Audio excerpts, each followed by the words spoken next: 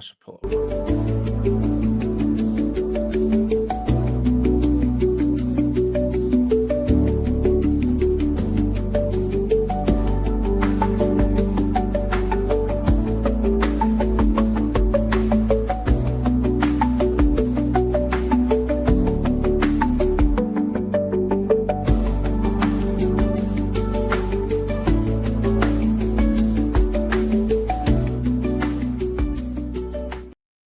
What is going on, Roundtable Sports, and welcome back into another episode of Draftaholics, a show brought to you by Roundtable Sports. Now, today's video brought to you by BetUS. We'll talk to you a little bit later how you can get an exclusive deal from them. You guys might be looking at the new graphics and saying, this is dope, but last time I checked, that's not Derek. Yeah, well, Derek's not here today. Shout out to Derek, sending love to him. He wasn't able to make it. He's kind of, he's doing his own thing right now. He'll be back next week.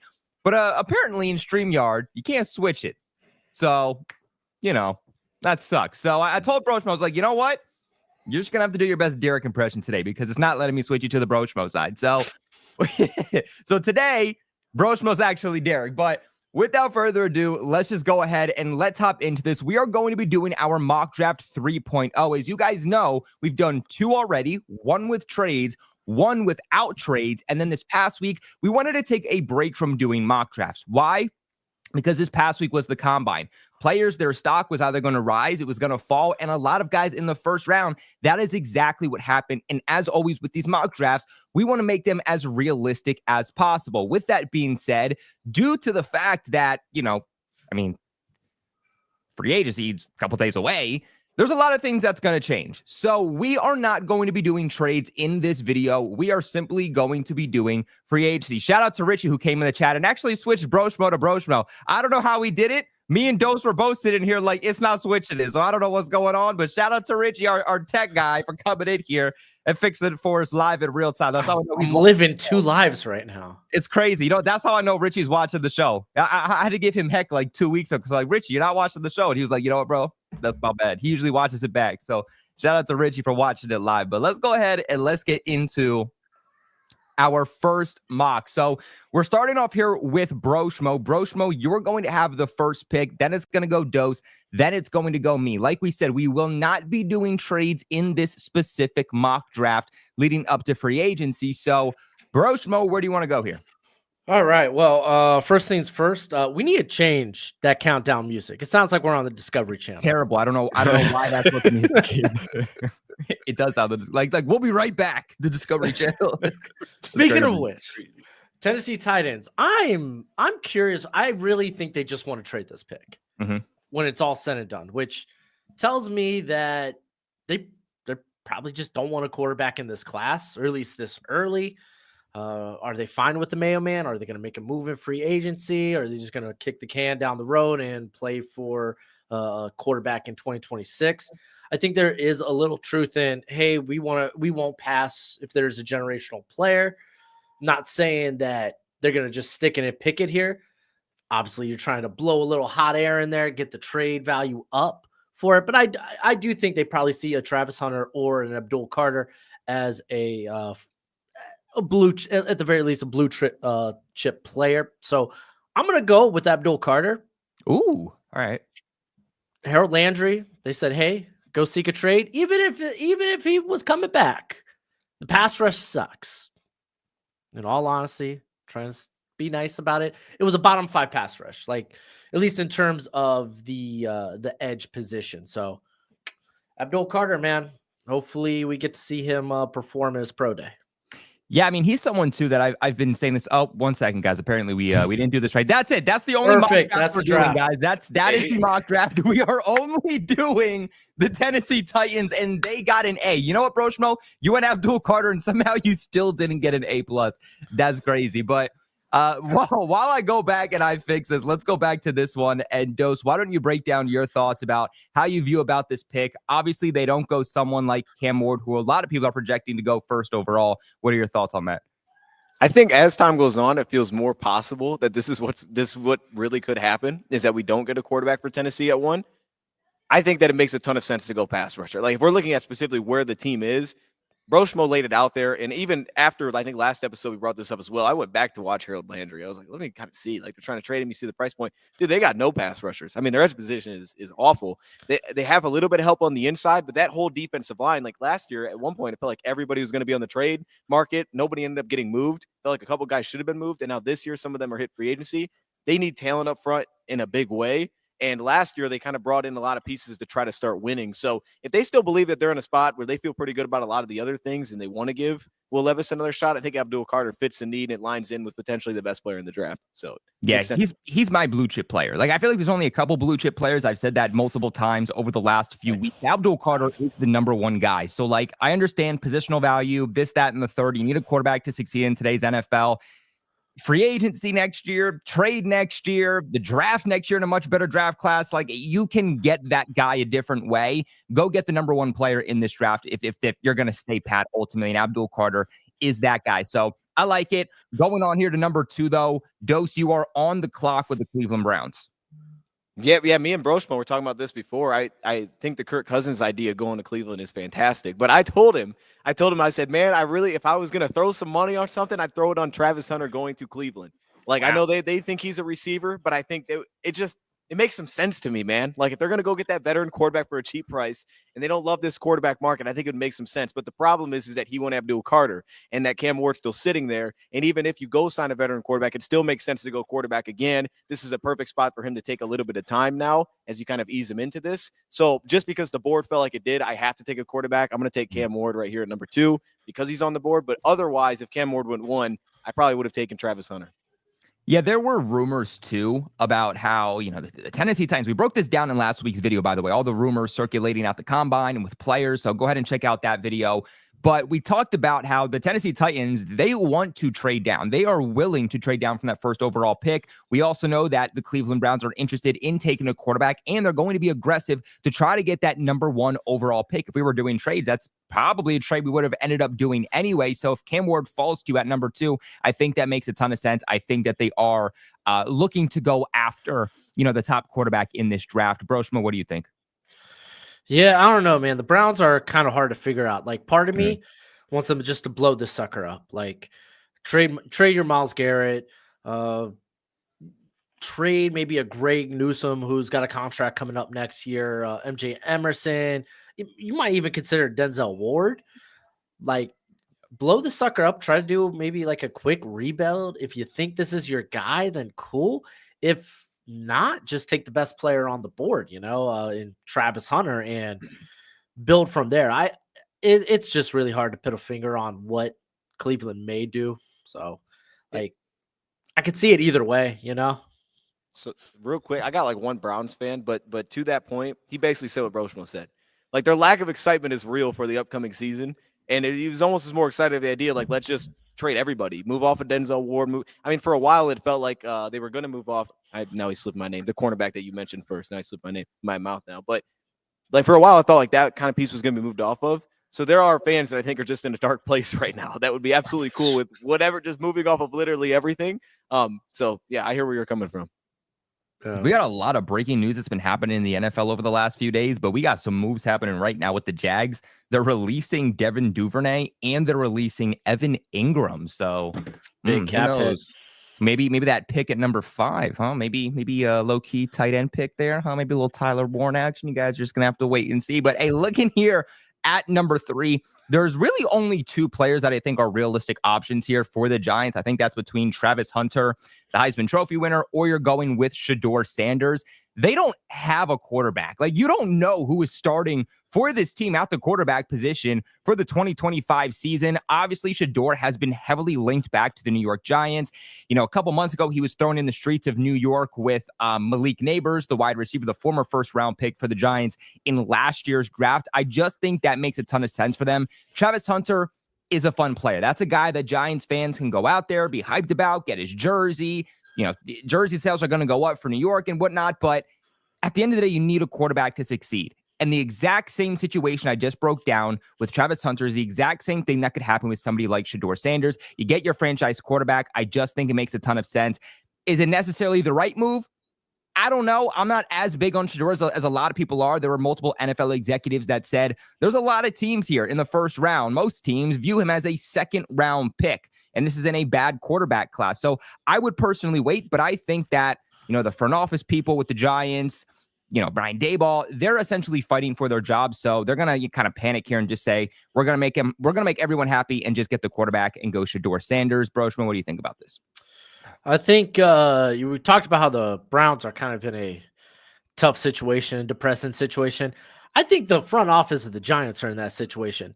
Like, you got the owner like, okay, I'm going to keep these guys one more year, but if we're not competitive, it's like, well, crap, dude, Brian Daboll. I never got a chance to draft my guy. You stuck me with freaking Danny Dimes last few years, and then you decide to extend him and franchise Saquon? And then look at Saquon out there winning a stinking Super Bowl. What have the Giants done? So, like, I feel like the front office is such a tough spot. Like, I think this pick, they could go quarterback and still go with a veteran option so they can be competitive, so they can hold on to their jobs. Or maybe you just get that bridge option and just go best player available. It's really an either or for me. And what do you think, Dose? Yeah, I think in this spot, if I'm guessing right now, I think they would take Hunter. And I think what Broshman said is going to happen. I mean, we're hearing the Rodgers stuff, so this is kind of cheating, but I think it's going to end up happening that he ends up going there.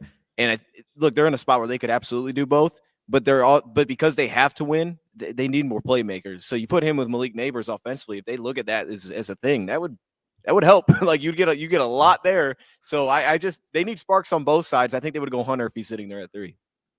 Well, moving on here to number 4, Broshmo, you're back on the clock with the New England Patriots. And before you make your pick here, Broshmo, I want to get your thoughts on this. And that is, my boy Ashton comes in, big-time Patriots fan. He says, give me Graham or Tet at number 4. Now, obviously, we're basing this mock draft heavily off of the news we have coming from the Combine. Graham, who everybody projected, in the top 5, top 6, nowhere outside of the top 10, he didn't measure very well at all. And there's now major concerns for him. His draft stock is falling a bit. What are your thoughts on Graham? And then also, what are your thoughts on Tet, who decided he wasn't going to run his 40? Well, with Graham, I'm not worried about it. Like, we've seen the tape. We all expected him to be not 320 pounds. It was a little discouraging that he was, sub 300. But you know what? I'm fine with the tape. I think he's a top 10 player. He's still probably going to be in my top 5. Tetairoa McMillan's more of an interesting case here because, golly, man, going the Marvin Harrison Jr. route is fine and all, but it's like, you're not Marvin Harrison Jr. Like, that's not you as a prospect. You're more like, when you go back a few drafts, it's like, okay, he's more akin to like a Drake London, right? But Drake London had that dog in him. Like, Tet, he's a good player, but he doesn't have the dog that Drake London had in him. So it's like, okay, you can now question, is he a top 10 pick? I'm still there with it. I think he brings enough to the table where it's like, he is a draft in a safari. He will pluck it out of air. He will just go up and get it over everybody. He's got a rebouner's body. He's tough to bring down after the catch. He's not just a possession guy. He's someone that can win downfield, but without those like elite speed, elite quicks and whatnot, you're going to be like, okay, well, is he worth this top 5 pick, or is that something, can I maybe get something that's not necessarily like too much of a like tier below, maybe early in the second or somewhere on day 2.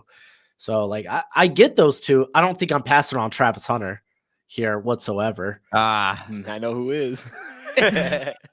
Like, hey, last time I checked, y'all got nobody at that cornerback 2 position. Takes 2 to tango. You think Marcus Jones is playing on the outside? Don't think so. Don't think so. You need somebody. Jonathan Jones, he wasn't great last year. He's a free agent. And you get someone who could actually, and to be fair, I guarantee you, Hunter comes in and he's immediately more productive than what you had in your second rounder in Polk. I don't think that's saying much, but that ain't because that's the receiving core, man. So he could come in, he could run 10 to 15 routes a game. And shoot, if there's injuries in the wide receiving core, if y'all do sign people, then you could be like, okay, well, Hunter, you're going to be primarily our receiver this game. So we're gonna game plan this week as you will be getting like 40 to 50 snaps on offense. So he gives you a versatility we've never seen in the NFL, not since the 1940s. Colby, if we were doing trades, I would put this trade in with you sitting there thinking like this, because I know that you'd move off this pick for not a lot. I'm just throwing that out there. If that was an option as the Jaguars, this is a trade I'm absolutely making right now. So, do your thing. Do your thing. Dose, what do you think about Travis Hunter to the Patriots? I would draft him. I mean, based on how the board is right now, I'd take him. I think Travis Hunter is going to be awesome, so I'd draft him. Look, my thing is that I'm not saying Travis Hunter is going to be a bad player, but I also think he's very much going to be based off of the development that he is placed with the franchise he ultimately ends up with. Do I trust the New England Patriots to be that team? No, I don't. Now, look, maybe that's a little bit of PTSD from the past regimes, Bill Belichick, Gerard Mayo.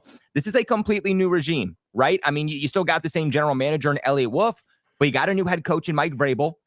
You got a new front office. You got new coaching staff. You got new wide receivers, coaches. But by the way, the wide receivers coach we have has never been a wide receivers coach before. He's been like quarterbacks coaches and this, that, and the fourth. He's never coached wide receivers. So to me, I don't know if the Patriots are the team he's going to go to that develops him. And even the cornerbacks coach that the Patriots have had in Mike Pellegrino, even their safeties coach that they've had in Steve Belichick for over 10 years, or just about 10 years roughly, both of them left also. So I just don't know if I trust the Patriots to be the team that comes in and develops Travis Hunter. Like I've been saying, he's that player with aura. He's the big name player. That's why I think so many Patriots fans love him. And I'm not saying that's the only reason, because again, he does have that talent. But for me, I just think there's better options to go. I think if he's still on the board at 4, there are going to be so many teams willing to trade with you. You can get, a haul, as much of a haul you're going to get at number 4, trade down and still get a player. If you want a cornerback, go cornerback. If you want a wide receiver, go wide receiver. I'm just not a big fan of going the route on getting a guy who's going to play, 80%, 70% on defense, and then maybe 20% on offense. And if you lose the guy, now you're losing a big piece to your offense and your defense. I also love the veteran cornerback class in free agency this year. I say go out, get one of those veterans that can immediately be that number 2 next to Gonzo. Doesn't need to be developed because he already is developed. He knows the expectations in the NFL. He's gone up against some of the best wide receivers in the NFL prior. And now you can go out and use this pick to trade down, build in the trenches, or to simply get a wide receiver here. So that's kind of my thought process on the Travis Hunter thing. But again, I do think he's going to be a good player. I would just have my reservations. Hot take. Since you crapped on my pick, I'm gonna throw this out there. So you said, hey, if you want corner here, then go corner. If you want wide receiver here, go wide receiver.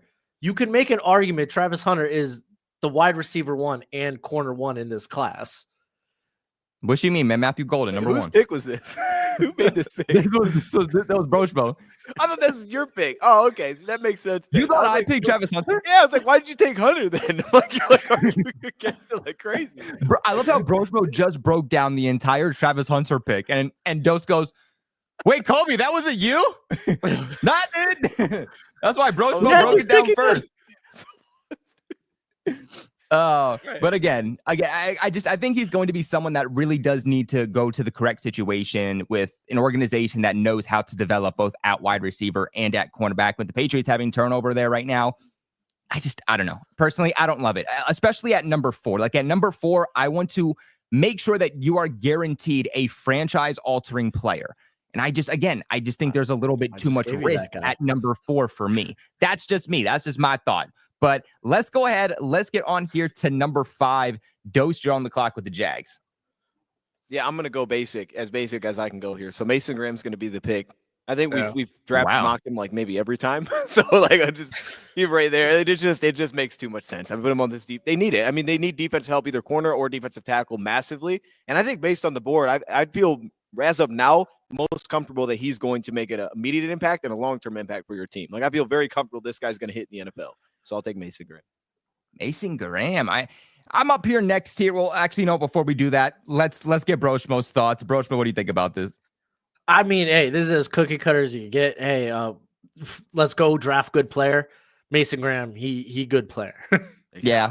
I don't really have much to say about it either. I feel like it's pretty straightforward. You need help in the trenches. They went with the best guy on the board on the defensive line. So I like it, Dose. Pretty easy, straightforward pick. Now, I'm up here next at 6 with the Raiders. This one's a little bit difficult because I feel like they could go in several different directions here. I think ideally they're looking to trade up to get a quarterback. I think in a perfect world, Shador falls to them at number 6. Will that happen? It's kind of a to be determined wait approach.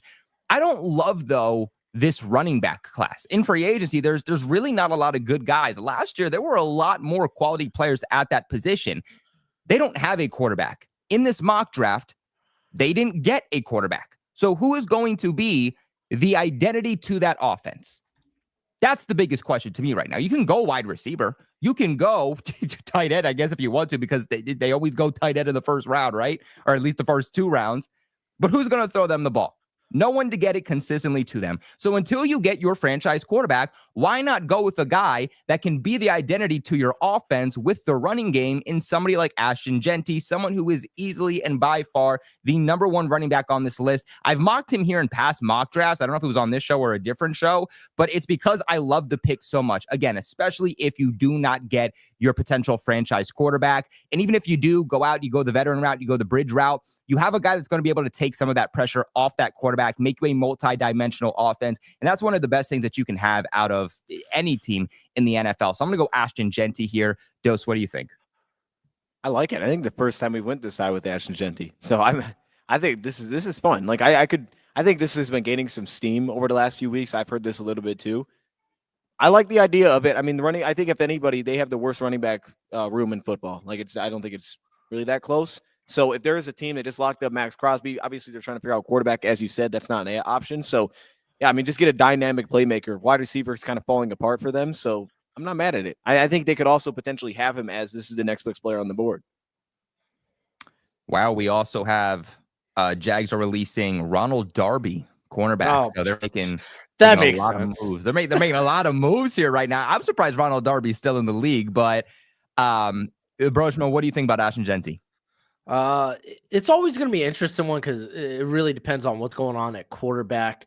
I know some Raiders fans will make the case, well, they could go round 2 with one of Chip Kelly's former running backs there in Judkins or Henderson. But like Genty's on a different level. Like his forced missed tackle rate per carry was like 0.4. That is like elite, something we haven't seen from in quite some time. And you have an ascendant offensive line here. If you're going to bring in a veteran option or you go out and get like Sam Darnold or something at quarterback, what's going to take the pressure off your quarterback? Well, for one, the quick game with Myers and Bowers, but also one hell of a running back, and that's Ashton Genty. And it feels a bit high at 6, but the pendulum's swinging the other way. I think in the NFL, run back is back in fashion. Offensive line guards, they're getting paid. It's back in fashion. This is the NFL we're in now. Yeah, I think in an ideal world, they would trade down, but obviously with us not doing trades, you kind of have to take the player where he is. But moving on here, pick 7, Broshma, you're back on the clock here with the Jets. Yeah, this one a little tougher with Mason Graham off the board because I think Aaron Glenn's going to come in there and be like, well, I got to put a stamp on this draft. I'm a defensive guy. Give me some defense. With that not being the case, maybe he looks to what happened in Detroit. Like, oh, we developed this offensive line. And we were able to just like run through people quite literally with our David Montgomery and Jahmyr Gibbs. You look at their offensive line, at least on paper, and you feel good about 4 of the 5 spots. You go to that right tackle position, it's like you could maybe bring back Morgan Moses. That's fine. Or you could go out there and get someone who blew up the combine, who's just been on a skyrocketing trajectory. And hey, dude, I think Derek was first on this a few weeks ago. Armand Membu, I think, has become tackle 1 in this class. Last week when he was at number 4 for the Patriots and he got like hammered by everybody in the chat. I didn't hate it. I didn't hate the pick. I was like, I can see it, man. He's going to blow up the combine and people are going to start talking. That's just some foresight right there. He's a prophet. He's Nostradamus. Like Membu's great. You don't even have to switch sides with him.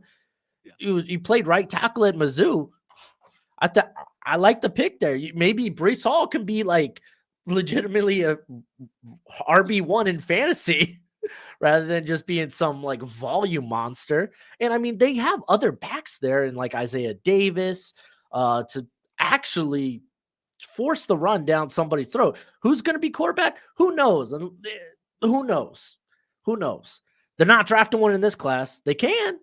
I doubt it. Not in the first round, at least. I don't think they're going to give up draft capital in Aaron Glenn's first draft. So I kind of like the Membu pick here, man. Membu, all right. I mean, this is a guy that can play really all over the offensive line. So, I mean, whether you need him in the interior, right tackle, if you want to try to put him over on the left side, like, I think this is a guy that has that versatility. A little bit small, to play at tackle, 6'3", 314. So he's you don't closer love to it. 6'4" than he is to 6'3". Exactly. So, I mean, like, at the end of the day, as long as you have the intangibles and the mechanics to actually be able to play at tackle or at guard, that's what I care a little bit more than size. We've seen guys in the past with like the perfect size, but they didn't have the mechanics and they just absolutely sucked and they were flushed out of the NFL quickly. I don't care as much about size as I do, again, do you have those mechanics? And I think Membu has that. What do you think, Dose? Yeah, I mean, the combine was crazy for him. And the noise was insane as soon as that happened. I think it makes sense. I think it makes sense because I think you're looking at Simmons and then you have the injuries. So nobody really knows how that's going to fall into place. Then Calvin Banks, I think from athletic perspective, there's a difference between the two. There's obviously the concerns with Will Campbell. So if you told me that he went before all of those guys, wouldn't surprise me. I think it's exciting that he's gotten up here. I still don't know that I truly buy that it's going to happen, but I could see the path. All right, Dose, you're next up on the clock at 8 with the Panthers. Yeah, man. And there's really two directions. Well, there's multiple I thought about going here. One is I go and take cornerback and I grab Will Johnson because they could think that he's the best player on the board here. And I think they could use that. They have a young quarterback on the opposite side. They've dealt with a ton of injuries. This would add some stability there, I think. But I'm going to go and take Pat's Global's guy. Give me Mike Green at pick 8. No, we're gonna put him in there with Derek Brown. Dose on Mike Green. I didn't say he sold me. I didn't say we're taking him. It's Carolina. We got to get him out somewhere. You know what I mean? I sold you. That's crazy. You know what? I've done my job. I can die happy. Well, there you go, man. He's top 10 pick. You know what I mean? Congratulations. Hey, edge rusher. Look, edge rusher's having a lot of questions now. Everybody's questioning edge rusher, what it is, who's the top edge rusher, that kind of thing. I feel like Mike Green, what's really good for him is he kind of feels like he's floating under the radar now. Of all of this discussion, he's still there. There's still consistency. There's a ridiculous amount of production. And I think, I just think they could view him as he's edge one right behind Abdul Carter, and he could be the best player on their board. And their defense just needs some more talent. I think you need someone to pair up there with Derek Brown as they're trying to get back to. I would have loved to go offense because I would love to just support Bryce Young in any way possible. But defensively, I just don't think they have enough studs back there, man. There's just not enough guys on the defensive side. Buddy. Yeah, I think Derek Brown. I think Mike Green, rather, has become edge rusher 2 in this class, and I feel pretty confident in saying that. I think that James Pierce, honestly, I wouldn't even be surprised if he's not a first-round pick anymore, so that obviously thrusts Mike Green up a little bit. I love the pick. Broshma, what do you think?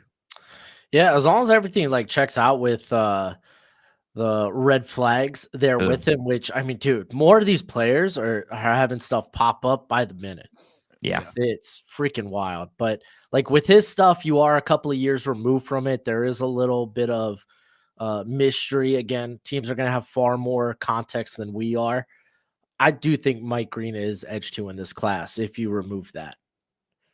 I like it. Moving on here to number 9. I'm back on the clock here with the Saints, and I want to build that offense. I think Kellen Moore, he's going to want to build that offense. You got Alvin Kamara. Outside of him, you quite literally have nothing. You have Chris Olave. Chris Olave is a good player. I'm concerned with the amount of concussions this guy's had. Does he end up falling off at some point? Does he retire early because of the amount of concussions he's had? I think you need to start looking at pass catchers a little bit. So there's 2 players that I'm looking at here. I'm looking at wide receiver Tedderell McMillan. 3. Tedderell McMillan, Matthew Golden, but I'm also looking at the tight end in Tyler Warren, and I'm trying to think what guy has the most upside. And to me, that guy, I think, is going to be Tyler Warren. Get a good, secure blanket for whatever your next franchise quarterback is going to be, whether it's the veteran route, whether it's the bridge route, whether you're going to end up drafting a guy.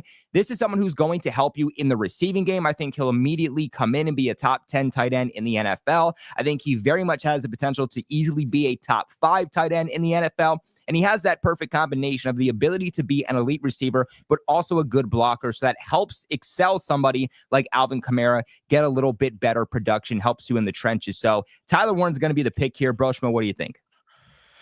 Yeah, I mean, you get an offensive-minded coach in Kellen Moore. You want to add more targets, especially more size. You got Juwan Johnson here, free agency. Taysom Hill is going to miss probably a big chunk of next year, and he's expensive. So this allows you to get cheaper at the position, gives you a big body target that you currently just don't have in that pass catching crew. So yeah, I like this pick. I mean, I think you could go either or with Tetero McMillan. You could address the trenches on both sides. The Saints are just kind of that team where just take the best player on the board. Yeah, I agree. Dose, what do you think? I just think it's good for what they showed, what they were capable of last year when they were at their best. You know, the way that they ran the football with the zone rushing, and they kind of like leaned into that, and it led to explosions offensively. Getting a tight end like Tyler Warren that can kind of fill into both areas, I think will kind of help push forward what they were able to get to when they were at their best. Plus, I think it's great for Derek Carr to have a dog at tight end because we've seen him with one before. So from a comfortability perspective, give him a guy that he's comfortable with. Ooh, Broshmo. So you're next up on the clock here at 10 with the Bears. Obviously, Genty's not on the board, but do you also want to go the interior of the O-line after they made multiple trades over the last couple of days to really solidify the interior of that O-line? I mean, Ben Johnson coming to make an immediate difference. I like it. Yeah, there is a lot to take in here. You could go like the Will Campbell route and maybe try him out at center. Personally, I'm one of those guys that don't believe him at guard because he just plays too tall. Like he's 6'6", so I don't like tall guards to begin with, but he also plays like straight up, like he's 6'6", but he feels like he's 6'8", the way how tall he plays. But maybe you mitigate that by putting him at center. Again, you don't have like a ton of tall centers in the league. Actually, you just had one retired today and Mitch Morris. So there's that thought. You could like this is like for me, this is kind of a sneaky, like maybe a Jahdae Barron come in because you got Kylan Gordon, who's a free agent next year. You've had some problems with Tyreek Stevenson. It's been up and down, but Terrell, I think it's Terrell Smith, their other guy out there, former Minnesota corner. He's played well, so Barron could work inside and out and just kind of help give you some stability at that corner room. So like that's a thought. Ultimately, if I'm going to project this, I think Dennis Allen might have a heavy hand in here since they've kind of already went in on the offensive line already with trades. And I think if you're looking for the Dennis Allen type of defensive lineman, you're looking at Mikael Williams and Shamar Stewart, these big, long freaks that are going to be able to probably play the run well. I think Mikael Williams is probably better in that regard, but I would say like Stewart, until we see Mikael like actually like test, which he should test phenomenally. Like Stewart, man, golly, man, he was someone hard to like take your eye off at the combine. Just the dude was phenomenal. It's kind of a toss up for me. I could go with the hot name, but I think Mikael Williams is probably going to be more of what Dennis Allen looks for just because of what he brings as a floor as a run defender. Yeah, very young too. He's only 20 years old. So I mean, like, this is a guy that they both are. Oh, they're both 20 years old, really? I'm pretty sure. Yeah, because Shamar is only a true junior. Does it say 21? 21. But okay. You know what? Around probably like a couple months away, but nonetheless, still very, very young. Both of them have the ability to still be highly unlocked. But you're going Mikael Williams here? Yeah. All right. I like that pick. I think it's a little like under the radar a little bit. I don't think people are giving Mikael Williams enough credit in a loaded, edge rusher class. So I like that. Dose, how about you? From a needs perspective, I think they need this. They're losing like DeMarcus Walker this offseason. And for them, it feels like their whole defensive line is kind of, last year it was with injuries, especially. It was just kind of plugging in guys and just trying to find anybody to give them something. And at best, they were getting like baseline production. So this is a way to jumpstart that and hopefully get Sweat back to like, okay, there's a reason why we paid this guy. So I can understand wanting to put those two guys for a long-term opposite of each other. Hey, man, real quick, shout out to Joshua, who has become a new member here on YouTube. Big shout out to Joshua Bass. Appreciate the love, man. But all right, so what pick? Let me see. Where are we at? What pick we got up here next? Dose, we got you at 11 here with the 49ers. Yeah, man. So I have two thoughts here. But I more I think about this, especially to shake it up a little bit. Yeah, no, I think I'm going to go a little bit off the rails. This is actually a recent news that we just got too. Is Javon Hargrave getting released? I'm going to go Derek Harmon at 11. I've seen him do it with Kinlaw. I've seen him jump on Kinlaw and it didn't work. But I think the interior defensive line, every time you face San Fran, it's a massive problem. You look around the league, you're like, what do you got to deal with? Philadelphia. Like, teams are going to run the football. The interior of that defensive line, I think at some point needs to just put a dog in there and just go forward with that. They have to beef up the inside of that defense. And now they have Dre Greenlaw as a free agent this offseason. I think this is a good step to doing that. Yeah, I like Derek Carmen. I've seen some people try to say, "Oh, like, you know, he's gonna be in the beginning of the second. Let me mock him here." I think we're getting to a point where like we just need to accept the fact that Derek Carmen is going to be a guy that ends up going in the first round. Broshman, what do you think? I actually like this quite a bit because, like, for one, I think they're going to prioritize the trenches. Like, Robert Saleh just got back to town and he was like, "What is this skeleton crew?" Like, when I was here, our defensive line, we had like 2 levels of starters. Like, we had depth. We were constantly going into the rotation. This is Nick Bosa and Pals? What the hell is this? Like, so like I prefer the upside of Walter Nolan, but like Derek Harmon, dude, he was by far the most disruptive pass rusher from the interior this past season. 55 pressures, 5 sacks. He had like a 18% pass rush win rate. Prior to Oregon, he was at Michigan State, where he was actually a really good run defender. And it was that transfer. He was like, I'm going to clean up my body and I'm going to be more disruptive. Golly, was he. So I could see him going a lot higher than where the consensus currently has him. Well, I'm up here next year at 12 with the Dallas Cowboys, and don't mess it up. Yeah, seriously.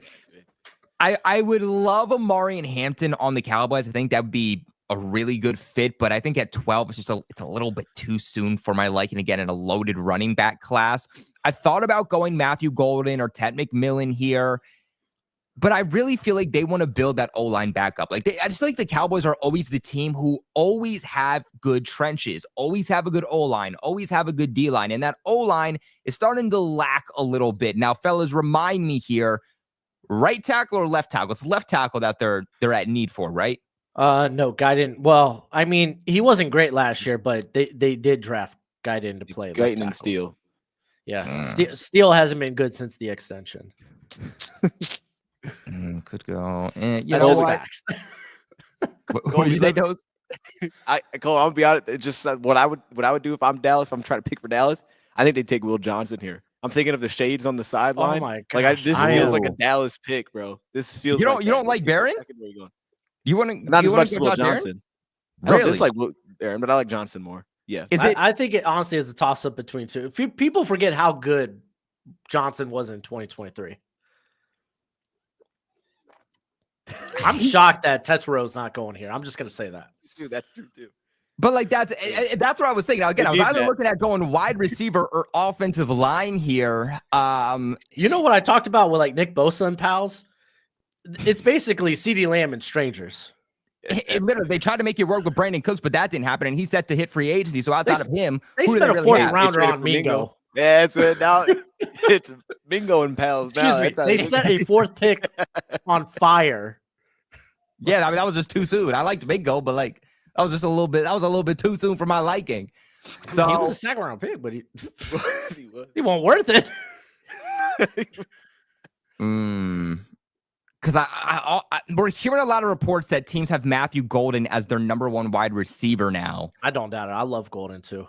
Hey, Broshmo was on that, and I'm like, every time I watch him now, he comes to my mind. I'm like, dang, Broshmo was speaking. This dude's awesome, dude. Down the stretch, dude, he was just a different guy, man. Hey, look, I'm some of the best wide receiver tape. I'm gonna flip the scripts on this one. Instead of going Ted McMillan, I'm gonna go with Matthew Golden. He's rising up draft boards. Maybe this is a hot take, but you know what? That's the fun part about mock drafts. I think that Ted McMillan can be a good low-end wide receiver one. I don't feel like he's ever going to be that guy that's going off for 1,400 yards, 1,100 yards consistently. I feel like he could put up high-end 900 yards every year, low-end 1,000 yards every single year. So I like Matthew Golden, and I think the Dallas Cowboys will too. I think you also need to get Dak Prescott back on track. They've committed to him long-term. They've been giving him big-time money year after year after year. One of the best ways at making sure that you're getting your return on investment is by giving him a good O-line and giving him good receivers. We're going to go Matthew Golden here. It's a good pick. You like that? Switch up the tempo. Like that. What do you think, Dose? You like that? Yeah, I rock with it, dude. The guy, I was way too low on him. I mean, in the last few days, I'm like, man, if he's sitting there for the Lions, we might have to take Matthew Golden. Like, that's where I've gone to. So I'm a big fan, man. Hey, never in the draft. Jesse comes in. Jesse, the 49ers guy comes in. He says, "Those don't mess this up," and then he says, he messed it up. I like Harmon. A lot of people have Harmon top 15. So you didn't like your big man. But moving on here, Broshmo, did you do this on purpose, man? Is that why you wanted the number 1 pick? Because you knew you were gonna have your Miami Dolphins? Dude, no. Anytime I draft for my Dolphins on my channel, people hate it, and I'm like, I guess you hate Tua because we need to protect Tua, for goodness sake. I'm tired of seeing him horizontal and hurt. Keep this man vertical. We have no one at guard. Oh, we might sign some people. Cool. Go draft something, dude. And I don't even want to get into it. Like, oh, Robert Hunt, we hit on a day 2 guy on the offensive line. Bye, Robert Hunt. Those 4 years were fun. And like you even saw last year, like our run game suffered. It was like one of the least efficient rushing attacks in the NFL. And it's like, we got to do something about it. I think I love Kelvin Banks. I have Kelvin Banks higher than Will Campbell, but for me, Will Campbell is a better fit. I mean, you saw it at the combine. The man can move. He's made for a wide zone blocking scheme. It's exactly what Mike McDaniel want to do. I'll give him the shot at guard here. I know I have a bias against tall guards, especially when my quarterbacks are itty bitty. But the dude can move. He's made for this system. Ooh, going Will Campbell here at 13. Some might be surprised he fell a little bit. I don't know. Me personally, I think he has all the intangibles to still be a very good offensive lineman, whether it is in the interior, whether it is at tackle.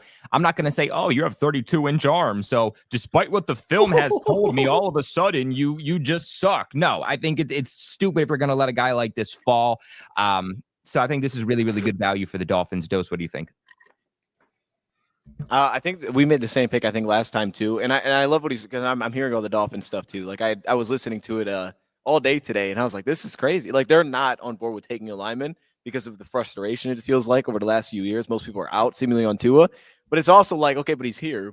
You Dude, have to get the people are looking at like, oh, it's going to be a coaching staff, a new front office. It's like, yeah, but they're drafting.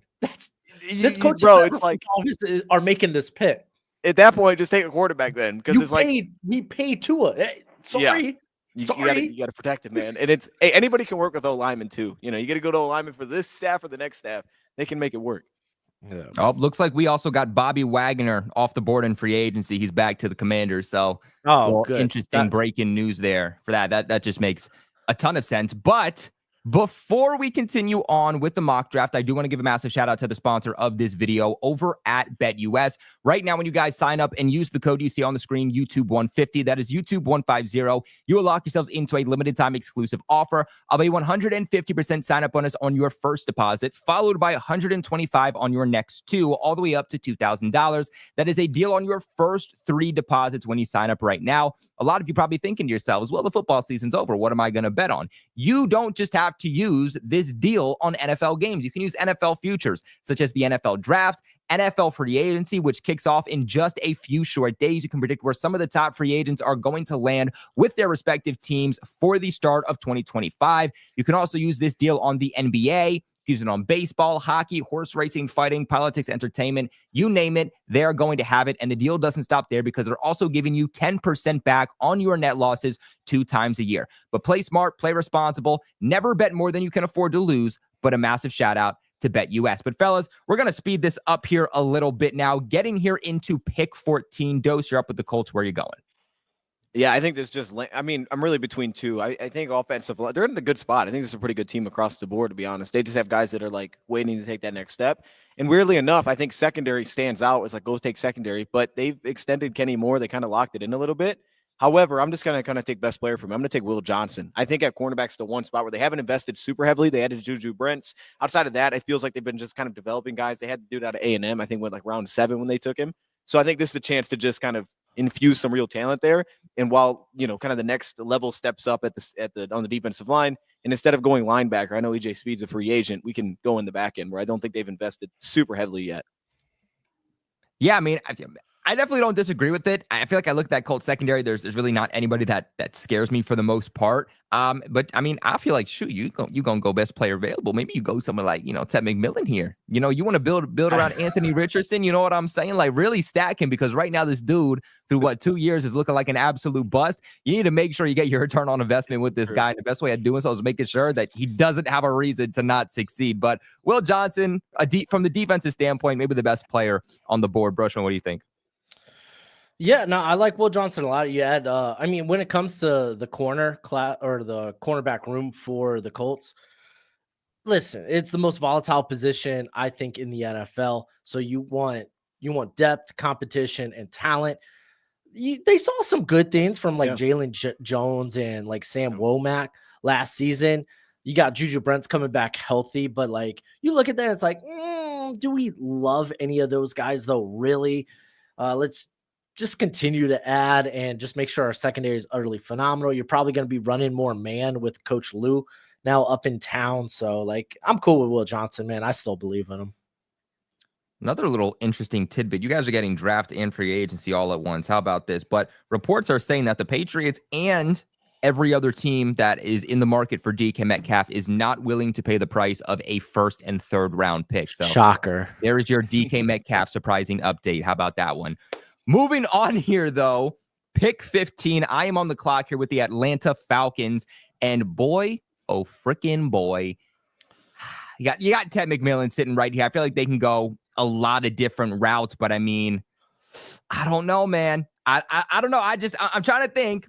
I consider this year 1 of Michael Penix. Like I kind of consider this his rookie season. He really didn't play all that much last year, enough to where it was technically year 1 of his NFL career. So how can you build around him? You give him more weapons.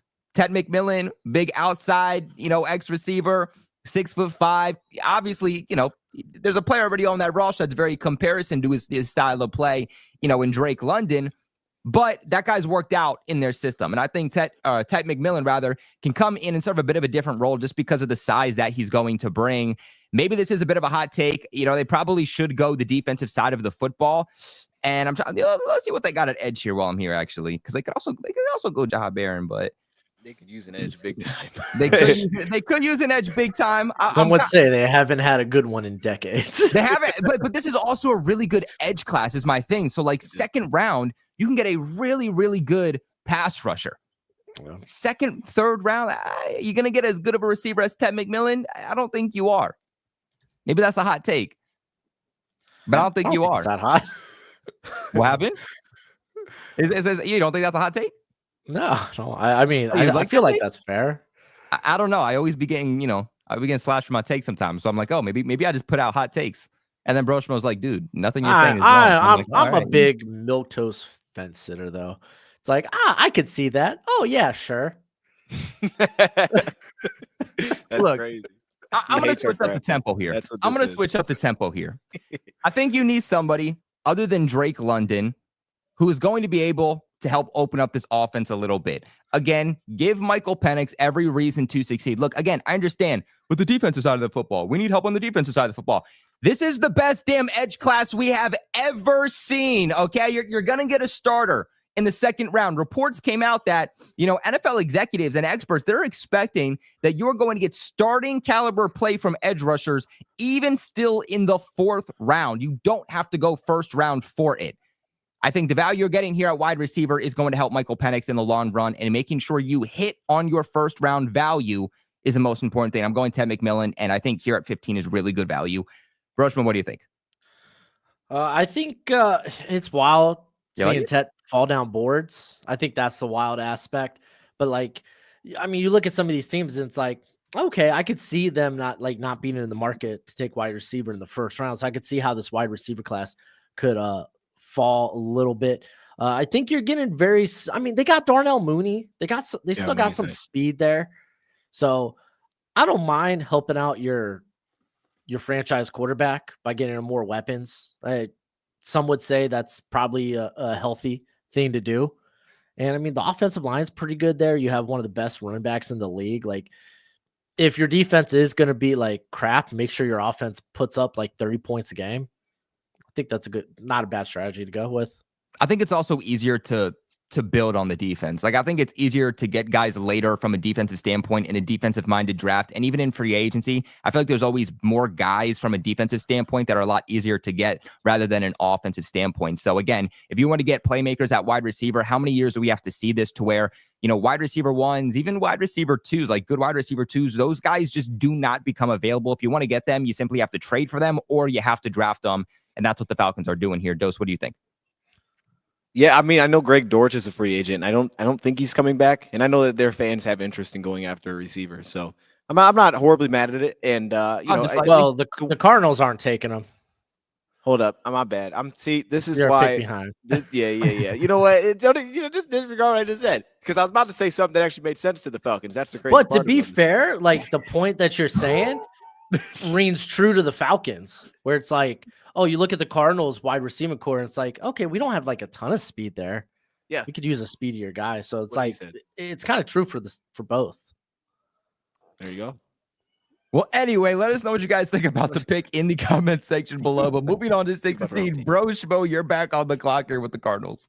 All right. Well, golly, dude, this one's a little bit tougher.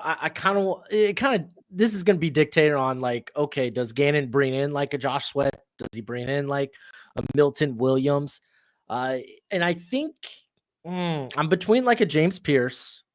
I could definitely see that happen and get some pass rush. Even if you bring in Sweat, who's rushing opposite of him? BJ Ojolari, cool.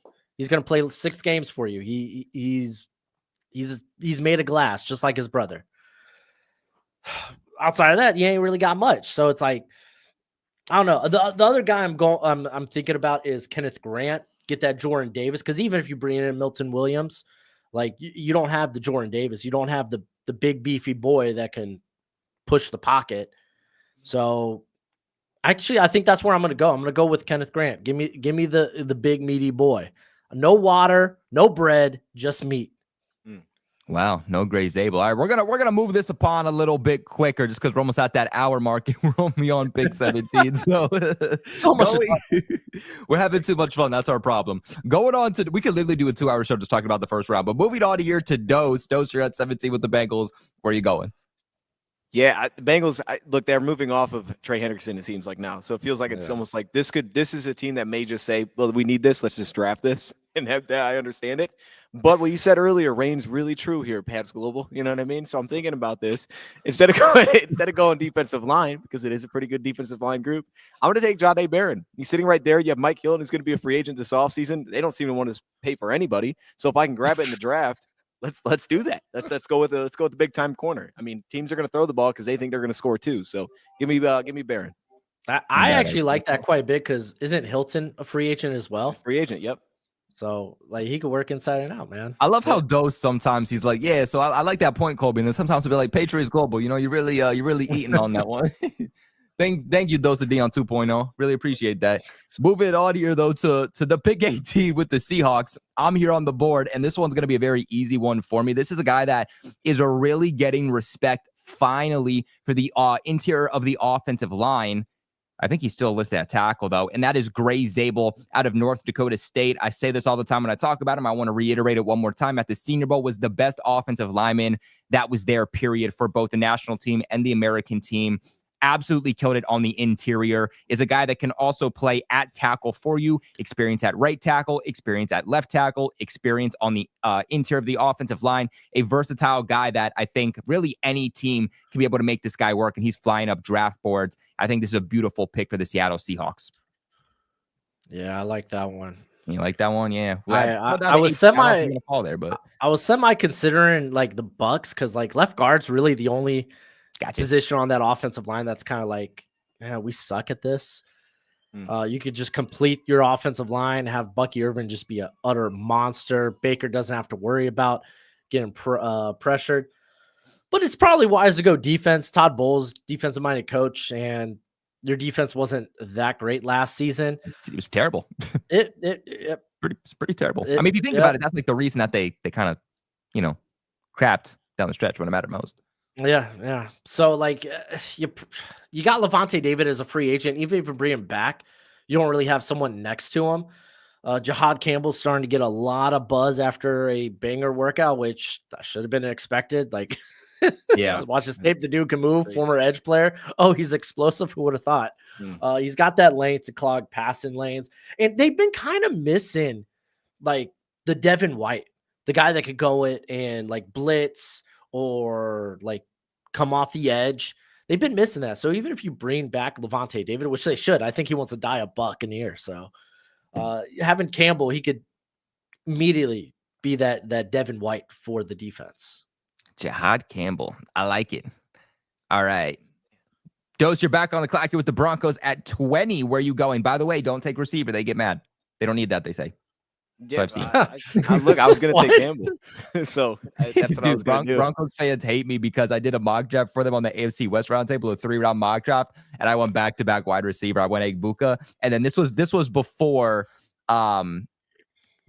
Tez Johnson had like a terrible combine, and then I selected him in the second because of his connection back to Bo Nix. But you guys don't know this; he was actually adopted by Bo Nix's family. Yeah. So I was like, that makes a ton of sense. And they were like, we don't need wide receivers. Like, we're developing really, really well. And Bo Nix likes to spread out the ball. We're really good at receiver. I was like, y'all are delusional. If you think they're not really good at receiver. I mean, maybe not double dip, but like, you should probably draft a receiver.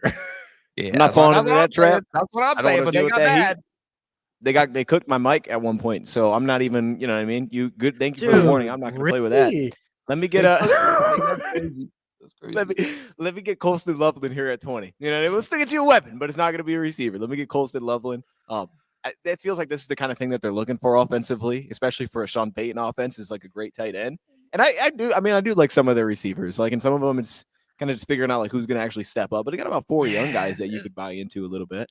Yeah, they need a legit number 2 guy. And I mean, dude, Sean Payton loves Adam Troutman. For some unknown reason, he loves Troutman. That's a beautiful pick. I think it makes a ton of sense for them too. I don't really know the last time that the Broncos had a good tight end. And obviously Loveland, at one point he was the number 1 guy, and then Warren just had such a good year that he passed him, but really good route runner, really good receiving ability, even better than Warren in my opinion. So I think if you want to go the better tight end, that is Warren. But again, Loveland, really, really good receiving upside. At 21, though, I'm on the clock here with the Steelers. This one's going to be easy. I'm going to go Emeka Egbuka here out of Ohio State. I've said this time after time, and it wouldn't surprise me if we look back a couple of years from now and we say the best wide receiver to come out of the draft was Egbuka. And we know that the Steelers have done very well in history at developing receivers. I think they're at a standpoint where they just have a lot of divas that are currently on the field. A lot of guys who, are simply just caring about their own production and caring about themselves. I think they need to upgrade there. I think they need to get rid of the toxicity. I think they need massive help when it comes to receivers. And Egbuka is definitely the guy that can coming from Ohio State. Those guys are just always producing good receivers. This one, to me, makes a ton of sense. Luther Burden, I'm passing on him. I think he kind of fits kind of the type of receivers they have already with kind of some of those personality and character concerns. I'm not even targeting the guy that has any character concerns. Let's go Egbuka here. Oh, man. You like that one? Brushman, do you like that? No, I could go with either Egbuka or Burden. I haven't heard the character concerns with. You haven't heard the character concerns on Burden? I've heard some things come out where like. I mean, I could see it on the field where it's like he gets dejected when he's not a part of the offense. But to be fair, he's your playmate. He's your best player on offense. Why isn't he a part of the offense? So it's like, I don't know. Maybe I just understand that. I get that. Like for me personally, I don't want a guy who like when things aren't going his way, he kind of gives up. The motivation's not there. Like I want a guy who's going to go, full go every single rep, whether you're down by 1, whether you're down by 20. And I feel like Egbuka kind of fits that mentality that they need on that field as much as the actual play that they need on the field. I mean, it helps when you're the Ohio State. They just eat. They're always ahead. I mean, Missouri was like so many times against better teams down like multiple scores. And Burden's like, why am I not a bigger part of the offense right now? It's like shout out to Ruben for getting Christian Kirk. He's hyped. Traded a 7th round pick, got him today. I told Ruben, I was like, so I'm in a sportscasting class, right? I'm getting my degree, my bachelor's degree in sportscasting, and I'm doing a little community like thing for school, your little discussion post. And I see someone did theirs on Ruben, and I texted Ruben. I was like, yo, dude, your face is on my screen right now while I'm doing homework. It's kind of wild. So shout out to Ruben, our Texans guy. But where are you going here, Brochmo? Well, they did just release last night Joey Bosa, which I mean, that was kind of, it made all the sense in the world. Really, anywhere along that defensive line, I think makes sense with the way edge is currently. We got James Pierce, Shamar Stewart, Donovan Ezraku. The question is, which one of those guys maybe fits the best? Which, man, I mean, they're such a fluid defense. You could really go anywhere here. My question would be, Harbaugh, does he mind dealing with the potential concerns with Pierce, the red flags? Oh, he's a sucky person. Oh, he's a sucky teammate. Like, I don't know. Again, a lot of that is like he say, she say. But there's no would say in court. Hearsay. Some would say. Some would say. Most probably would say.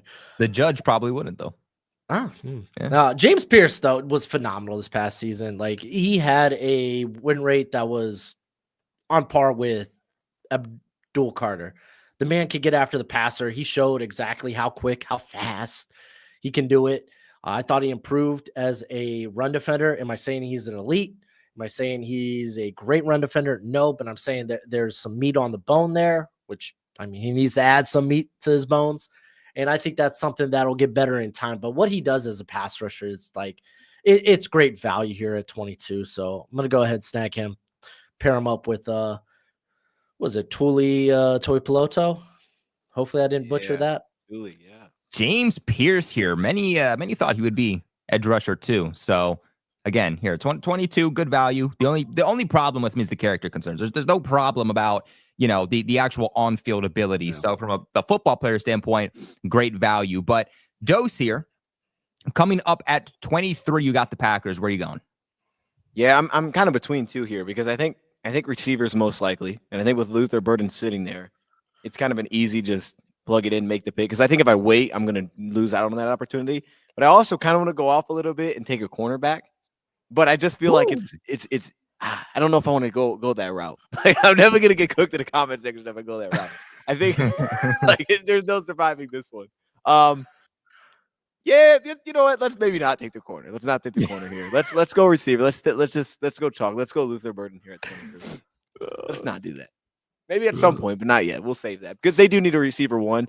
And if they're not going to go free agency, which I guess they might, if they don't go free agency, then I think if you just think you're going to sit back and wait, it's probably not going to happen. Yeah, I feel like the Packers offense too is just filled with like a bunch of receiver like 2s and 3s. Like they don't really feel like they got like that true number one guy. Hopefully with Burden, you're getting that. But I'm on the clock here at 24 with the Vikings, and I'm not even going to think about this one again. I always say this, and Brochman's like, dude, it's not a hot take, but like, again, you go running back in the first, and it's not the number one guy. Like people can be a little sensitive, but Amari Hampton, I've been such a big fan of Amari Hampton. Like he was the number one guy that I fell in love with in this entire process. A report came out the other week that there's actually some teams that like Amari Hampton over Ashton Genty. I don't know if I understand that, but like Amari Hampton is very much a first round talent when it comes to running back, despite a very good running back class. Put your shoulders down, run through a mother effer. Like this is a guy who also has that rare combination of speed. I think he can be dangerous. Obviously they didn't put the franchise tag on Sam Darnold. Can he still return? Are they going to go that veteran route? Is JJ McCarthy finally going to start? No matter who it ultimately ends up being, you need to make sure you still have a high fire-powered offense. I trust that Flores is going to still take care of the defensive side of the football. And again, like we've talked about earlier in this video, one of the best ways, no matter who your quarterback is, by taking some of that pressure off of him, is by having a good running game and making sure you have a multi-dimensional offense. Amari Hampton gives you a guy that's going to give you that guy in the backfield for the next several years. So we're going to go Amari Hampton. Very nice. You like that? Yeah. Well, Brochno, speaking of which, you're on the clock here with the Texans at 25. This is an interesting one because I have two players that kind of fit here that I have much higher than this that I don't expect to be here. One being Kelvin Banks, where it's like, oh, do we just draft him here at the back end of the first and play him at guard? You could also make the case for Tyler Booker. I think I'd go with the guy that's a little bit more athletic at least for this system per se. The other guy on my mind is Walter Nolan. I absolutely love Walter Nolan. This defensive line desperately, and this is going to sound weird, desperately missed Malik Collins because he might not be a great run defender, but he gets after the quarterback. He is really good in that role. So like getting Walter Nolan, I think would be very solid here. But like I don't think you could pass on Kelvin Banks. And just play him at guard immediately. You have Laramie Tunzel, I think, up on a contract in a couple of years. Titus Howard is currently the right tackle, and it's like, okay, was Blake Fisher the tackle of the future there at right? I think regardless, you just kind of want to protect CJ Stroud. So, yeah, I'm going to go with Banks. Ooh, Kelvin Banks here, but not to play tackle, to play interior. He came in with 33-inch arms. Just for the record. All right, Dose, you're on the clock here at 26 with the Rams. Yeah, just to I'm just going to kind of stick to this one. I think there's a few options here, but I'm going to go Demetrius Knight. I think for linebacker, the guys they have set to be a free agent this offseason, I know they had Omar that stepped in last year. He actually looked pretty good for them. And they were just kind of like, we're moving off everybody. There's a whole reset here. But I think they could use kind of a quarterback. I mean, this is a 6-year player coming out. They could use kind of a quarterback with that defense. So I think it gives it to them. I think for the LA Rams, like they've made it work with some different kind of just plugging people in at corner, but linebacker's a spot where they could use just that veteran to go win. And I feel like out of the draft, it's kind of as close as you can get. Demetrius linebacker. Linebacker. The board. Wow. How about that? Even before Jalen Walker. All right. Demetrius linebacker off the board. I'm up here at 27 with the Ravens, and I feel like the Ravens can go a lot of different directions here. I feel like they don't really have like that guy at wide receiver though. They could use tackle. Now, I'm gonna be honest, I haven't looked too much into the Ravens yet. I'm still doing kind of my process on some of these later round teams. So correct me here. Are they looking for a right tackle or a left tackle? Left tackle if they don't bring back Stanley. I'm hearing that he is expected to hit free agency. This is a tough one because I feel like Ronnie Stanley, he's the type of guy to where at this point in his career, does he not want to change systems or does he want to get one last bag? Because if he hits free agency, he's going to go out and a team like the Patriots with $127 million, they're going to offer him an absolute bag that the Ravens won't be able to give him. Broshman, I'm going to call a friend. What do you think that the Ravens are going to do in terms of Ronnie Stanley? Like, do you think Ronnie Stanley's ultimately going to hit free agency? Like, what do you think from an outside perspective? Because I want to say yes as a Patriots fan. That is such a tough question. Exactly. That's such a tough question, dude. If I'm the Ravens, I would pay him, but you might not be able to afford him. So, like, you're here at the back end looking at guys like Josh Simmons, Josh Connerly Jr., and I would you at least need a option for the future because even if you bring back Stanley, it might be like it could be a 3-year deal, but you're probably working with the 2-year out. So you could try to future book it, but it's like, man, I think Stanley's gone, dude. I think he's a Commander when it's all said and done. Whoa, a Commander? You mean a Patriot? That's a crazy way to say Patriot. Well, one team's a winner. That hurts, man. Hey, y'all be a winner eventually. I think y'all are heading in the right direction. He's gonna let that happen. Yeah, that's crazy. But hey, y'all are in a better position than the Dolphins. I'm just gonna say that. Let's not say it much, but look, I got 2 tackles on the board. I'm looking at Josh Connerly and I'm looking at Josh Simmons. I think that Simmons is a way better player, and he will be a way better player in the NFL. I think this is also better value, but I could see Simmons falling down boards because of that injury problem. And is he going to be able to start the season? Probably not. Like, it can be a lingering issue. If you want a guy who's immediately going to start for you on the line, that guy's going to be Josh Connerly. I'm not as high on Josh Connerly. I think he struggled a little bit in the Senior Bowl too. So I'm back and forth. I think they could go with either guy here, but I think that with a very mobile quarterback, he can dance around the pocket a little bit, even if you have a couple of struggles there to start off at left tackle until Josh Simmons comes back. They sign kind of that veteran, that bridge left tackle until Josh Simmons is able to come back. I think you're kind of thinking long-term here with what guy is going to be better for you on the left side, and I think that will be Josh Simmons. Pat's Global, can we give a shout out to there's some super chats? I didn't want to. We got super chat flying in here, man. Thanks, Dose, man. Friend of the channel, Dose of Dion here. Yeah. 2.0, not 1.0. But Donna comes in here with a $10 donation, says, "Hey, Brochma, remember when I said Cards should trade back for Bowers and more picks, and you thought I was crazy this year? All for the trade back again. Use it on the legendary defensive tackle / edge class." Hey, Brochmo, you're getting attacked here by Donna. Hey, I love trade back. I think trade back's always like a winning strategy. Drafting a tight end with like Trey McBride, yeah, that's a little crazy. You think Brock Bowers would have his historic tight end year with Trey McBride eating as well? I don't think so. I just don't think so. I mean, if you can make 2 tight ends work like that, but you're gonna have to move one eventually because like what you're gonna sign both those guys to historic contracts? Like we're talking Trey McBride's like a top 4 tight end in the league as well. So it's like, I mean, I don't hate it, but what are we looking at here? We got cheese. Like a SpongeBob. We got cheese coming in here. Gosh, that Chelsea cursed. It's a cheese. We got. Was that Chelsea nasty? You know what? We got SpongeBob coming in here with a $5 donation saying Ed DSU Liebis should be drafted first round. Why the hate for him? He dominated the Senior Bowl. You're not going to find hate here. He missed it. We already took him. He missed the pick. He doesn't really. I don't know where we took him at. And let me just address my guy take over LA. This is why I did this, Colby, because I got to. If people just going to cook me for my picks, we got to address these things. Look, I love Jalen Walker. Okay, I do, but they're different types. All right, Jalen Walker to me and Demetrius Knight are not the same style. Not for what I'm looking for that defense. Not at all. I think one's an average blitzer. I think one's elite blitzer. So Demetrius Knight for that defense it fits better for me, like as a more second level player, more as a true off ball backer. Jalen Walker's going to get after it. It's 2 different styles for me. Yeah, Walker's going to be an edge in the NFL. He's outstanding there. It's like I love it, but it's just like you can't put those 2 next to each other and be like, oh, you're just picking one over the other. Like, no, this is just way different players. That's it. I love Jalen Walker. I like them both. Brochmo, you are back on the clock here at 28 with the Lions. Where are you going? Man, dude, it's wild that the safeties are here, and I have Kirby Joseph and Brian Branch. Good. Man, that's wild. I'm probably going with Donovan Ezeraku. Sure up the edge position, dude. Dude, I freaking love Ezeraku, man. Dude, he's not even like the most explosive or the strongest guy, but it's like he's so sudden, so smooth. Like how he uses his hands, like you don't really have to worry about play strength with him because like the length is good.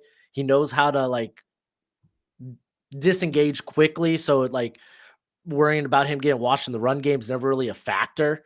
So yeah, they could get him. And then, I mean, you could kick Zadarius Smith inside on passing downs. And I mean, you're going to be missing Aleem McNeil early in the year anyway. So you might be going to those sub packages fairly quickly. All right. Well, Dose, real quick. We you're a Lions fan. We got to hear it real quick. What did you think about the pick? No, I love the draft pick. I'll be honest. I would have taken Jalen Walker over Donovan Ezeraku, player for player. But I'm super happy with this pick. This is probably my favorite one we've done so far. I haven't been able to pick for the Lions yet. So to give me Donovan Ezeraku makes me incredibly excited. Great pick. I love Roshmo. Good stuff. All right, Dose. Well, speaking of you, you're up here at 20 now with the Commanders. Yeah, now I don't know who to pick for the Commanders. See, this is the problem. It was an amazing pick, but that's who I was going to take. No, I do want to add pass rush. I think Fowler's a free agent this offseason. They're moving off of Allen. So I think they need that. Like they need that. Or you can go offensive line. I think that's an option too, but I don't really plug a player in perfectly here. So instead, I think I'm going to still go the pass rush route.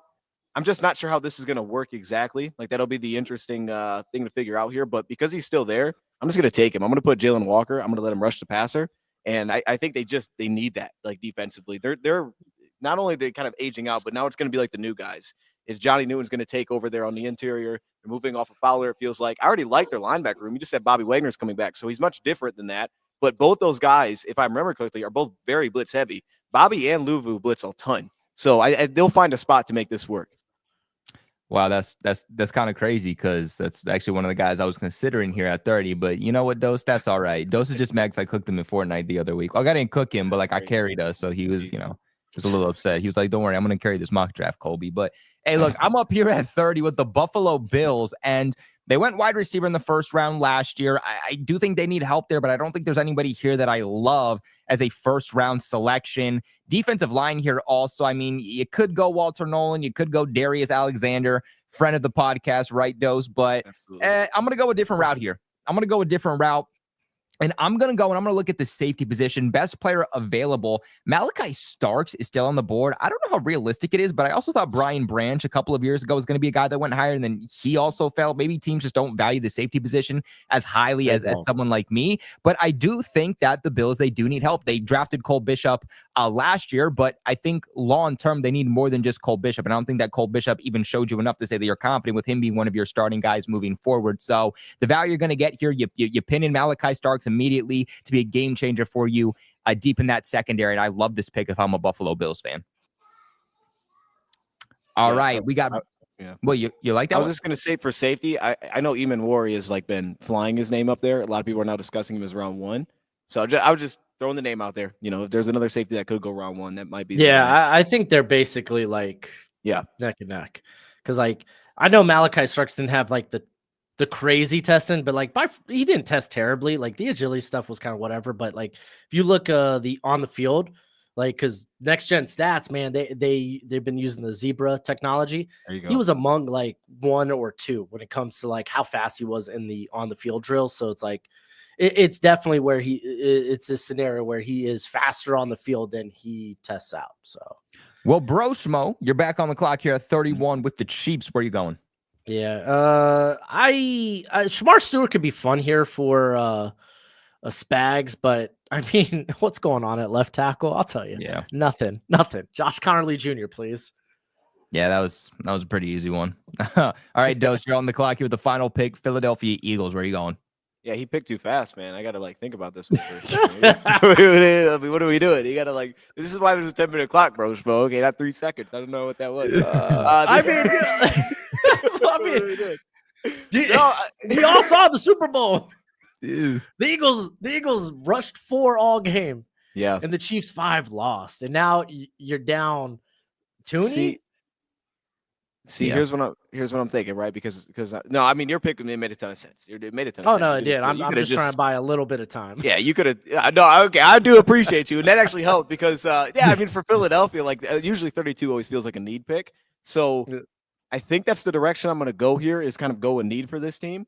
But I think what he also said is the reason I'm doing this, right? They rushed 4 all game, and I know Darius Slay's now a free agent. They may end up bringing him back. But I think having Isaiah Rodgers, he's also a free agent. So they might be looking for the next guys to take over. We'll see how fast that happens. But they made a young secondary work. So I'm gonna take a cornerback here. And this was the pick I was gonna make earlier. Wow. I'm gonna go Darian Porter out of Iowa State. I mean, I know he tested like crazy, but he's one of my favorites as just a pure coverage guy coming out, I think, in this year's draft. So that's how I'm gonna wrap up round 1.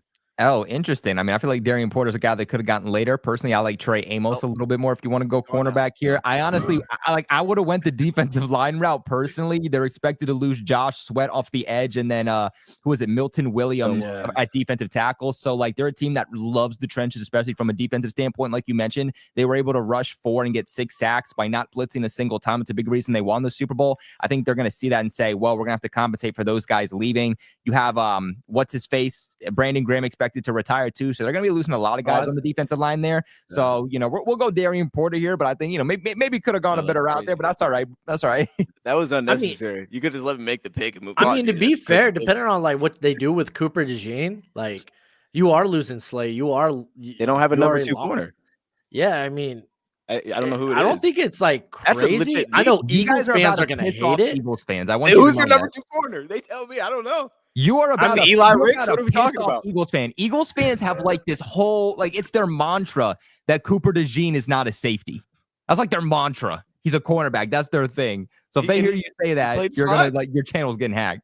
You think he played slot, but it's like we got to put someone out wide. Someone's got to play wide, and also like. I understand the Walter Nolan thing, but I think even just if you look at the body types they have at defensive tackle, Walter Nolan is not the same as those. Like he doesn't he's not like to me, he's not like the same, like, okay, that's the same kind of physique we're looking for, the same length we're looking for, the same body style we're looking for. It's a different type. Well known as a different type. I feel like maybe they could have gotten him in the second, but it's cool. That's all right. He's going to be there in a second. How we know what good he's players doing. fall. How we know what he's doing. So if he's taking him, he's probably, going to be a star. But before we end off today's show, I want to give a massive shout out to the sponsor of this video again over at BetUS. Use the code YouTube150 to get a 150% sign up bonus on your first deposit, followed by 125 on the next two, all the way up to $2,000. That is a deal on your first 3 deposits. But fellas, that is going to wrap it up for today's show. This is our mock draft 3.0. We've now done 2 without trades, 1 with trades. We'll be back next week to give you another mock draft. Think about maybe just doing like a second round. We've done a lot of first. Maybe next week we'll either do another first round mock draft or we'll just do a complete second round mock draft. Let us know in the comment section below what you want to see us do. Another big shout out to BetUS again for sponsoring today's video. Make sure you guys subscribe here to Roundtable Sports. But until next time, we hope to see you next Thursday here on Roundtable Sports live at 5:30 p.m. Eastern for another show of Draftaholics. But as always, stay safe.